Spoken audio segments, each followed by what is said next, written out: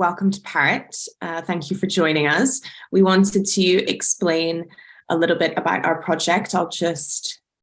There we go, there's our slides. So Parrot is a tool and methodology that we've created to help journalists identify the spread of manipulated narratives from state-controlled media.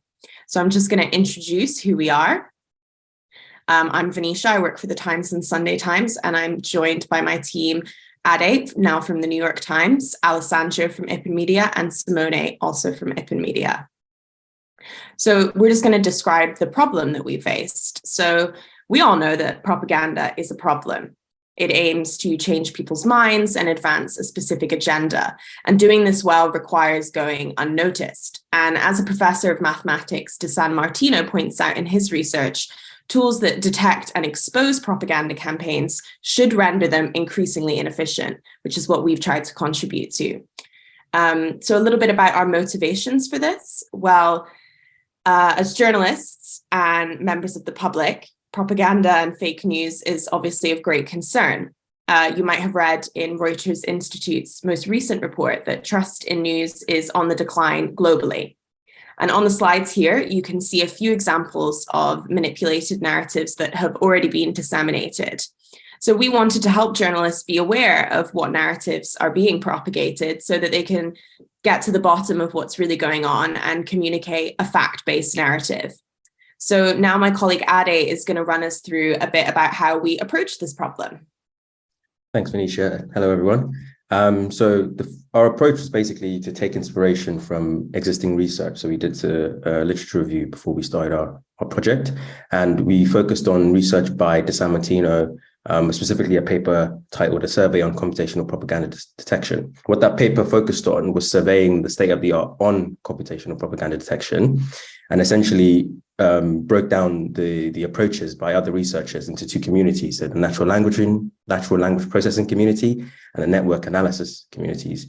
And they argued, as a result of this research and this review and the survey, that combining the approach and efforts of these communities would be a way to further research and computational propaganda detection. So that was something that we decided to contribute our efforts to. Our first step was to collect the data. So we collected data from state-controlled media through the Focus Data Project, or an organization in America who provided us with data from Russia Today and Sputnik. Next slide. Our next step was then to focus on that two-pronged approach mentioned by De San Martino in their research, which is to analyze the linguistic components of the articles that we're looking at, and also the way they're disseminated on social media.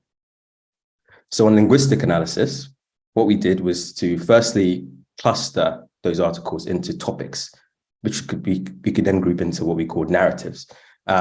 So topic modeling was able to cluster semantically similar articles together.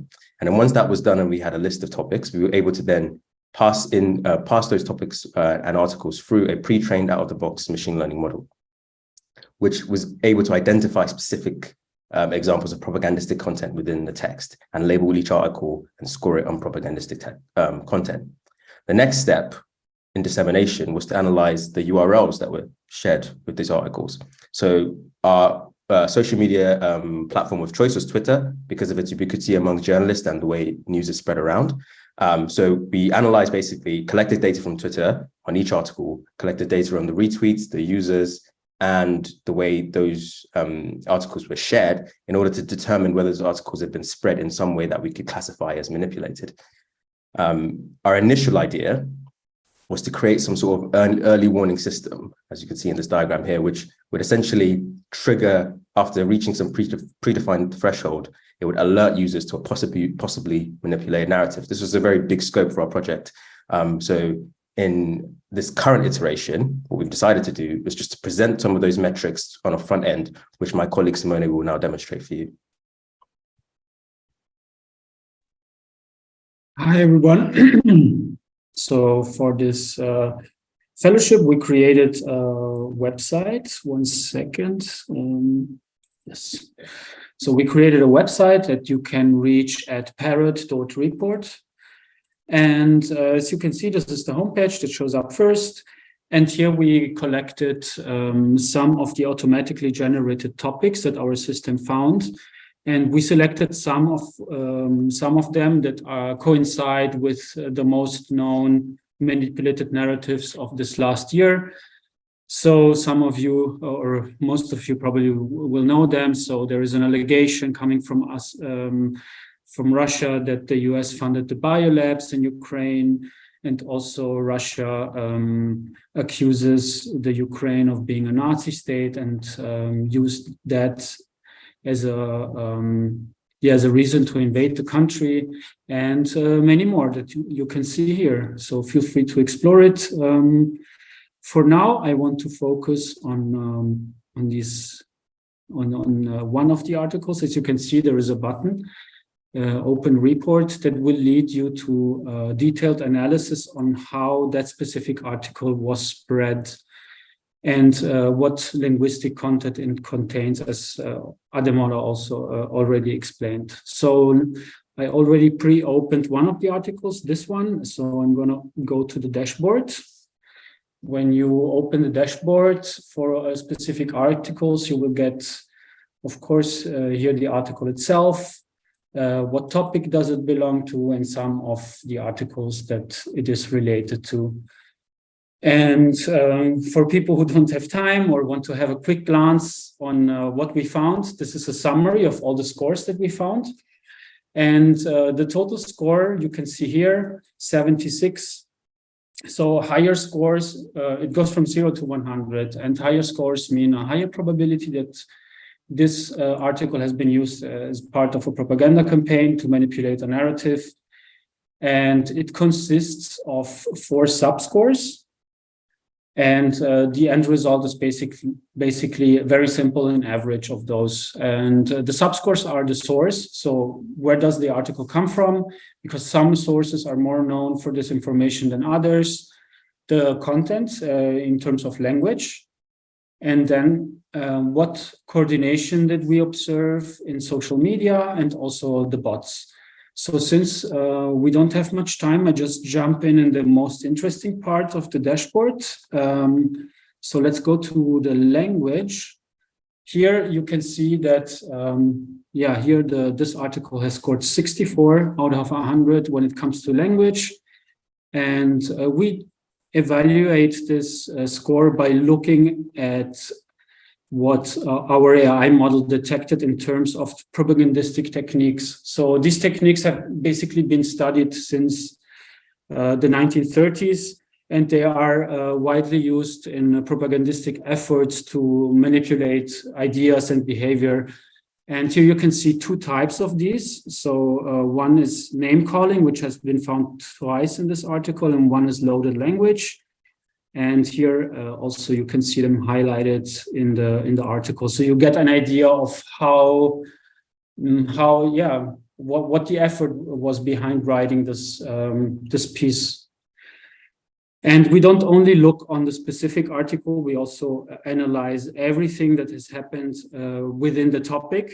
So I think it's important to have a holistic view of how a certain topic is being approached by the outlets out there.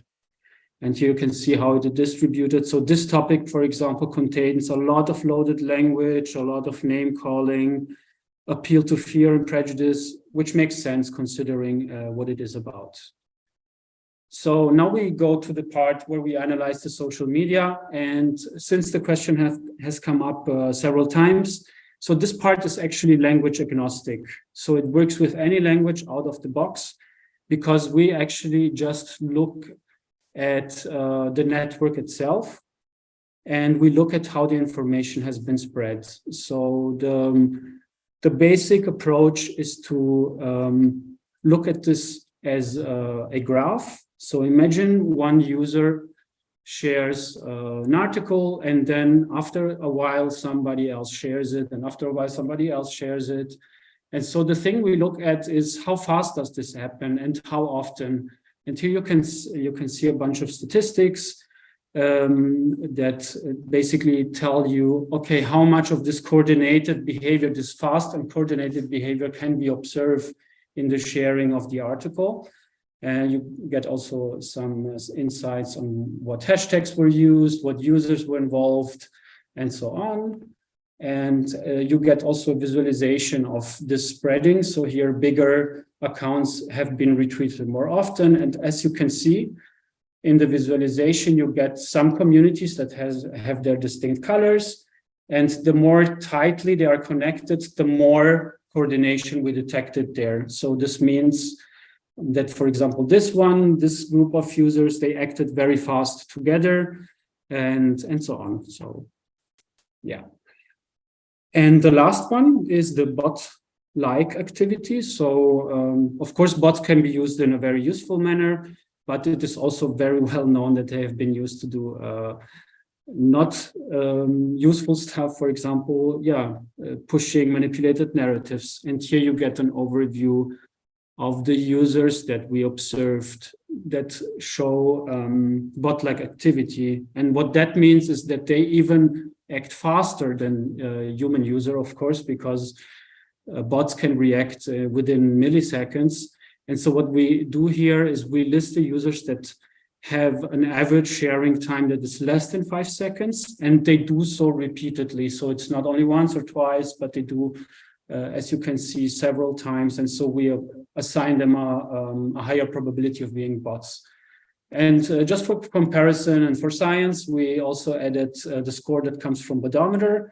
This is a product that has been around for a while, and we include their score just to see whether the two systems agree or not. And as in the previous panel, you get network visualization, so you can see how the communities distribute over this sharing. And of course, we learned a lot during this project. And for the rest of the presentation, my colleague Alessandro is going to present what we learned and what we are going to do in the future. Yeah. Hi, everyone. Thank you, Simone. And during this process, we identified 5 key learnings and limitations that should be considered in future iterations of the tool. And the first one, and this is, by the way, also answering one of the questions we already got in the Q&A section, is related to the labeling of the narratives, meaning that we manually labeled, as Ade and Simone already mentioned, which topics can be considered narratives, meaning that this implies that a lot of careful thinking and labeling work must be done first in order to ensure high quality results. And the second learning is related to memes and so on, meaning that as of now, the tool is focused on identifying text articles, meaning that other media types such as memes, videos, images, which are increasingly being used for propaganda purposes, are not taken into consideration in the current release. The third one is the so-called algospeak, meaning code words used to bypass the automated content moderation systems, something like intentionally misspelled words to avoid being banned or blocked by those systems. And the accuracy of our narrative recognition approach might be compromised by algospeak. And in the About section of our tools website, you will find very concrete examples of algospeak. And the fourth learning, a third lesson is related to text context, meaning that understanding the context of text is crucial for determining whether language can be labeled as protagonistic or not. And the last one is that basically, in order to gain traction very quickly, we used a pre-trained model. So future iterations will benefit from a dedicated, so time-consuming model training in order to achieve even better results. And since we got also a question related to the change of ownership at Twitter, basically, there are 2 major issues and challenges to keep in mind moving forward. And the first one is, of course, related to Twitter. And what you see on the screen is a tweet that has been published by Alex Stamos, the director of the Stanford Internet Observatory and former chief security officer at Facebook. And the points that he mentioned in this tweet that was published right after Elon Musk's acquisition of Twitter are basically exactly the pillars on which our tool and methodology are built, such as the state-affiliated media label or the Twitter API access for academic research. And what happened immediately before and after Musk's acquisition of Twitter is exactly this, that a bunch of Russian and Chinese state media hosts and contributors started publishing posts to ask Elon Musk to remove the state-affiliated media label. And the second challenge is the risk of a flood of myth and disinformation as a result of new tools. This is something that Professor Gary Marcus is a neuroscientist and one of the most prominent critics of deep learning and large language models. Means when he said that the problem is about to get much, much worse because the cost of generating misinformation is going to zero. It's just as an example, we asked ChatGPT to generate an article about US biolabs in Ukraine. And what we got, you see it on the screen, is a very detailed and apparently plausible article containing information about the location of those biolabs, alleged biolabs. And you can even ask ChatGPT to let Joe Biden write an apology for those biolabs. So feel free to test our tool on Parrot.report, and thank you very much.